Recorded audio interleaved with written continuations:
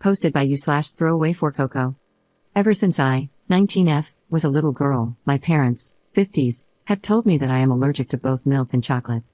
The story goes that I broke out in severe hives on my very first Halloween. My mom had given me some milk chocolate, and I had to be rushed to the hospital with hives and breathing problems, where I was diagnosed with both chocolate and milk allergies.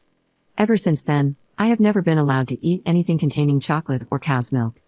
Over the summer, one of my college friends from out of state invited me to come stay with her for a few weeks. While I was in her state, I decided to use the opportunity to visit my godmother/aunt, whom I hadn't been able to see since I was a young child. My aunt was thrilled to see me, and we spent a whole day hiking and just catching up.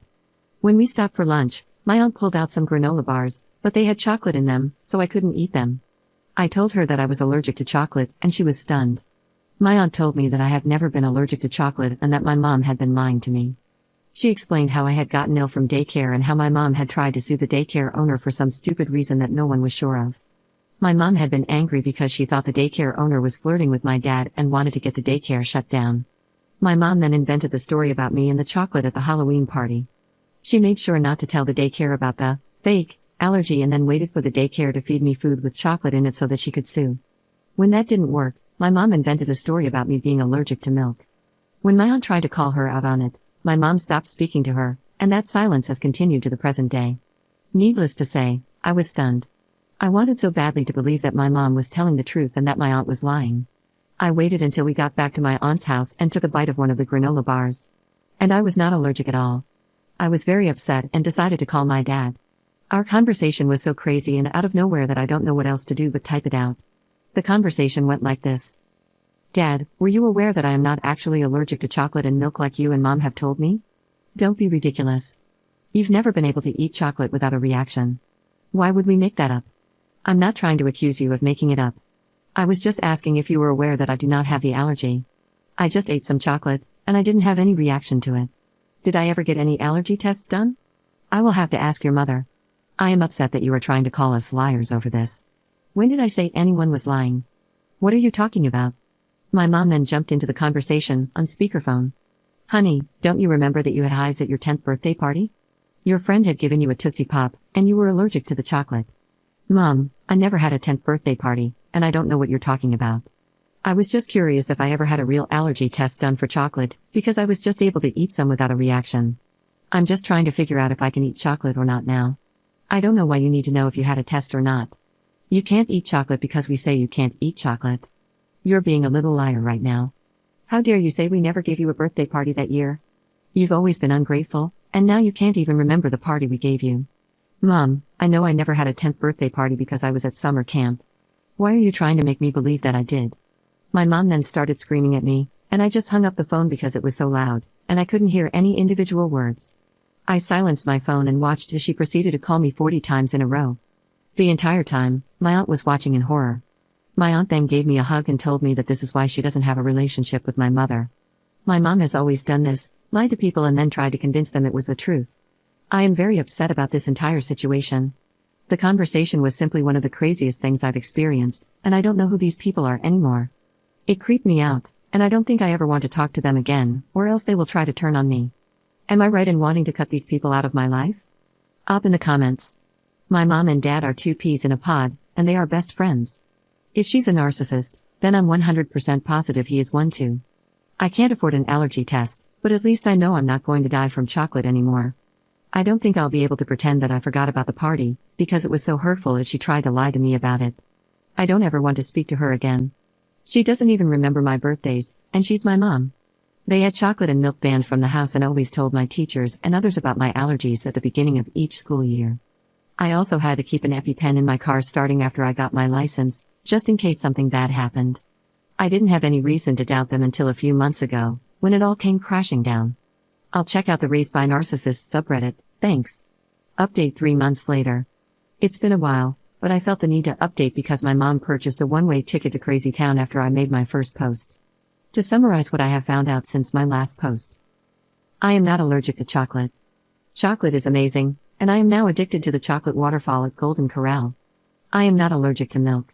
I am mildly lactose intolerant, but I was always told it was an allergy to a protein in the milk. I can drink lactate with no issues. I had an allergy test done, and it confirmed that I am not allergic to anything except for pollen and some animal dander. My mother is a psycho. After I made my original post, I decided that I was going to cut contact with my parents except through email. My mom called me over 1,000 times the first week, and I eventually had to get a new phone. I simply stopped answering the old phone and let the battery die. To put this in perspective, she used to call me 2 to 3 times a week, and this sudden increase was pure insanity. Since my mom knew where my dorm room was located on campus, I requested to be moved into one of the more private dorm buildings because I was concerned for my privacy. I didn't tell anyone except my college friends about the move, and I thought everything would be fine. Everything was fine for a few weeks until I got a call from one of the adjunct professors to help tutor one of the new students. My school has a master tutor list, and any student can call the tutors and arrange for help for free. We tutors are paid by the school. I told the adjunct that I would meet the student in the library in a few, grabbed my books, and walked over to the library. Lo and behold, the new student was my mom. My mother decided that she would enroll in classes as a student in order to contact me. When I saw her, I froze and immediately tried to leave the library, but she followed me outside and wouldn't leave me alone. I eventually managed to duck into one of the fraternity apartments and was able to lose her, but she has been basically stalking me on campus ever since. I tried to report her to the school, but the campus police told me that since she never made any threats, there was nothing they could do. I tried reporting her to the regular police as well but was told the same thing. My mom has not left me any voicemails or texts or anything at all that I can use to prove what she's doing. My resident advisor has ensured that my mom is banned from my dorm building, only upperclassmen are allowed, and my mom is technically a freshman, but beyond that, I'm running out of options. My mom posted on Facebook that she is signing up for the same classes I need to complete my major next semester. She posted her schedule, and we are in one of the same classes, and I don't know what else I can do to stop the crazy. She claims that she didn't do anything to hurt me and that I am just lying about the chocolate and milk allergies. My aunt had to go out of the country for work, and I feel so alone dealing with all of this.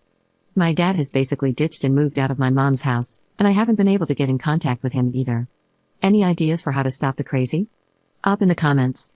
She found out from the degree catalog they publish each year, the one that lists all the classes you need to graduate. She signed up for one of the 200 level classes I had left, and it doesn't require any prerequisites at all. She's actually really smart, and she somehow managed to test out of a lot of the core classes. She'll be taking Calc 2 next semester. I don't think she's physically or financially dangerous. The only way she can hurt me is mentally and emotionally. I've been able to play it off to my friends so far because she is living and breathing the stereotype of a crazy Asian mother.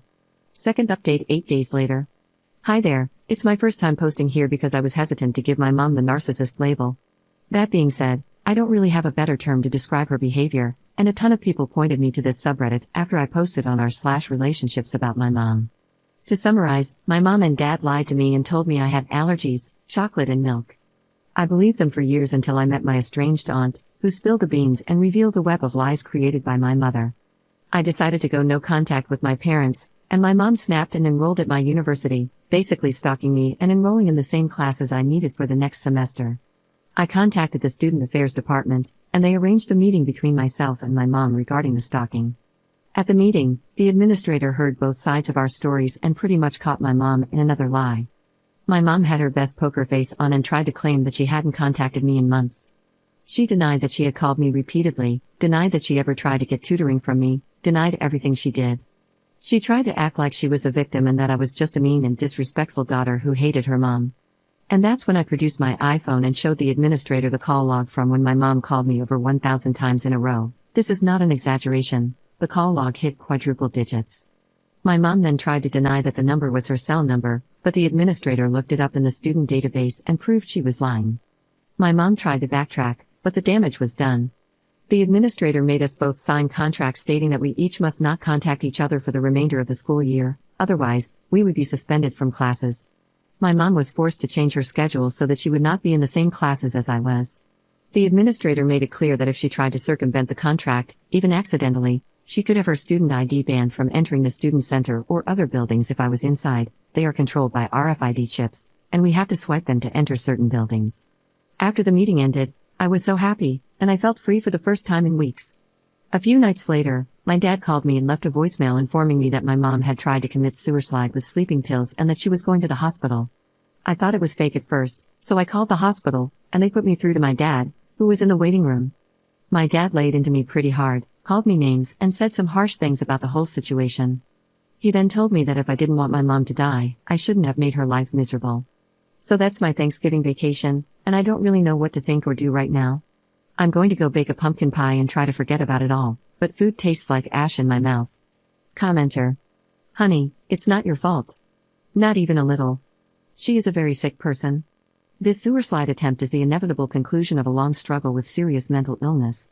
Also, while we take all threats of sewer slide seriously on this sub, her failure to unalive herself is notable. It is not hard to unalive yourself.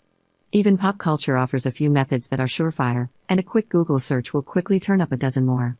The fact that she didn't look for this information and didn't complete her sewer slide suggests that this was more of an attempt to manipulate than an attempt to leave the planet. I qualify this quickly with a link to sewer slide hotline should anyone reading this be genuinely considering sewer slide. It's a nasty topic, to be sure, but it needed to be said. She isn't dead, and that's significant. Ops response. Thanks for saying this. My mom is incredibly intelligent and resourceful, and I know that if she really wanted to die, she would have been successful. She can recite stats off the top of her head, and I've heard her say before that most successful sewer slide involve guns. I know for a fact that she knows what it takes for sewer slide, and she's smart enough to find a way to hurt herself without leaving lasting damage. She also made sure to put me down on her list of approved visitors and signed all the paperwork so that the nurses can share information with me without violating HIPAA. She knows that I'm the type of person who would have called the hospital, and then I would know all the details, and she could guilt me with them,